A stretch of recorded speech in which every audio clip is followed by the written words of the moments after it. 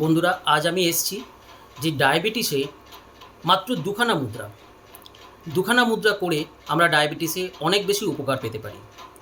Diabetes হলে অবশ্যই খাওয়া দাওয়া কন্ট্রোল করব, ডাক্তার দেখাবো, সেই অনুযায়ী ডাক্তারের পরামর্শ অনুযায়ী তো আমরা চলবই।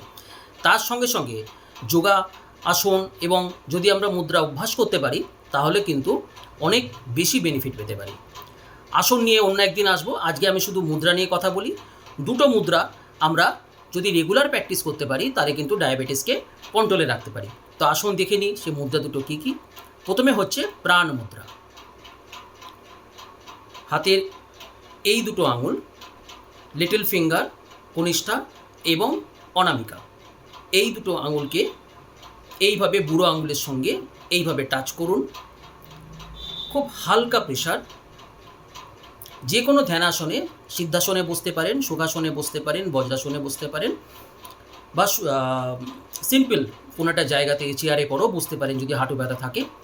এইভাবে 5 মিনিট করে প্রতিদিন অভ্যাস করুন। তারপর সেই সময়টাকে বাড়িয়ে 10 মিনিট, 15 মিনিট এবং 20 মিনিটে নিয়ে যান।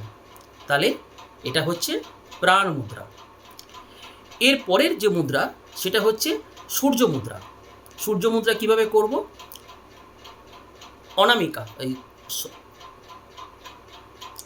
এই আঙুলটা বা রিং ফিঙ্গার যেটাকে আমরা বলি, এইভাবে বুড়ো আঙুল দিয়ে চেপে ধরব, বাকি আঙুলগুলো সোজা থাকবে। এটা হলো সূর্য মুদ্রা। এটাকেও আমরা যে কোনো ধ্যানাসনে প্র্যাকটিস করতে পারি, অথবা চেয়ারেও বসতে পারি, অথবা যোগা ম্যাটেও বসে বা বিছনাতেও বসেও করতে পারি। 5 মিনিট করে অভ্যাস করুন, তারপরে আস্তে আস্তে সময়টাকে বাড়িয়ে 20 মিনিটের বেশি নিয়ে যান। তো আজ এই পর্যন্তই।